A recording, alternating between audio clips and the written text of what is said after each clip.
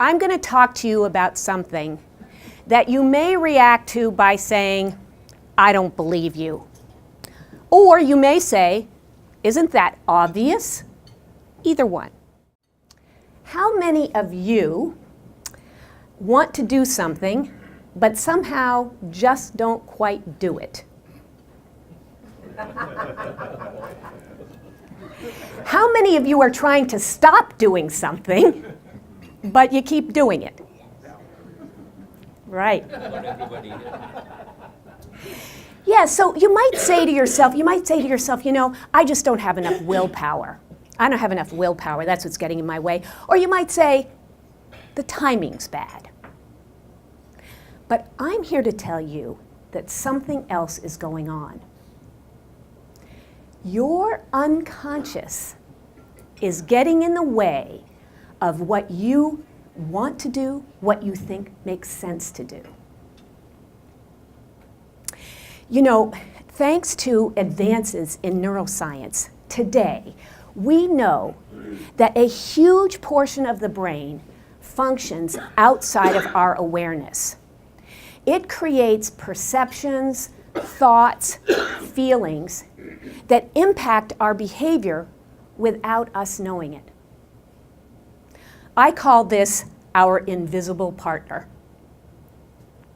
And here's the thing. This invisible partner works faster than our conscious mind. So by the time we're thinking about something logically, that invisible partner has already weighed in, impacting our behavior, and we don't even know it. So, like all partners, you know, they can be very helpful, and sometimes they get in our way. One way that the unconscious is helpful is that it is incredibly efficient.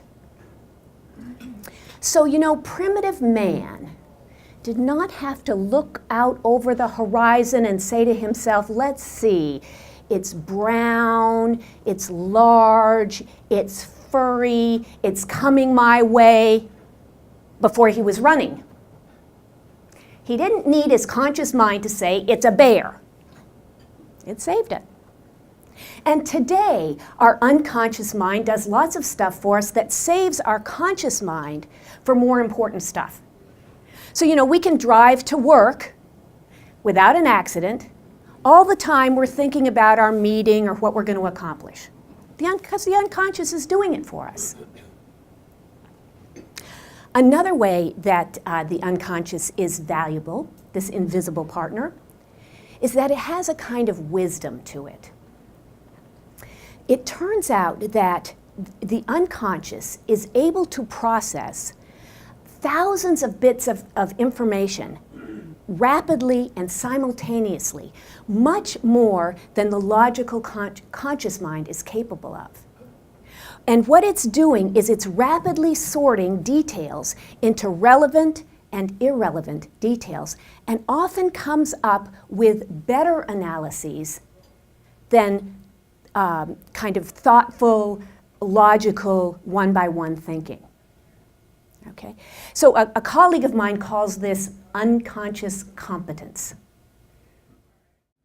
Whatever we're doing, our unconscious is humming along in the background there, you know, just influencing us. And you know, you can deny it, but here's the thing. If you do what it does, if you deny your unconscious, if you say, nah, that's not happening, all that really means is that it's more likely to be acting on you rather than for you. But, you know, it doesn't have to be that way. Because we can learn how to take advantage of the positive aspects of this invisible partner and, you know, minimize the more negative parts of it. We don't have to be at the mercy of our invisible partner. So what do we want to do? In each case, we want to start with 3 basic steps. The first is to acknowledge it's going on. Be curious take that attitude of acceptance and curiosity. Like, what's that invisible partner up to? Just take that attitude. The second is to delay action. If we want to make sure that the unconscious isn't causing us to do something impulsively and quickly without having a chance to reflect on it, you need to delay action. What I want you to know is that our unconscious is going on all the time. And if we ignore it, at the very best, we're only using half our brain. And at the worst, we're subject to reactivity and outdated information from the past. You might ask yourself, wasn't all of that obvious from the beginning, all that stuff about Andrea and David and me? I mean, wasn't that just kind of obvious, not that big a deal? And truthfully, when I get an insight about my unconscious stuff, I do have the reaction of kind of like, well, duh.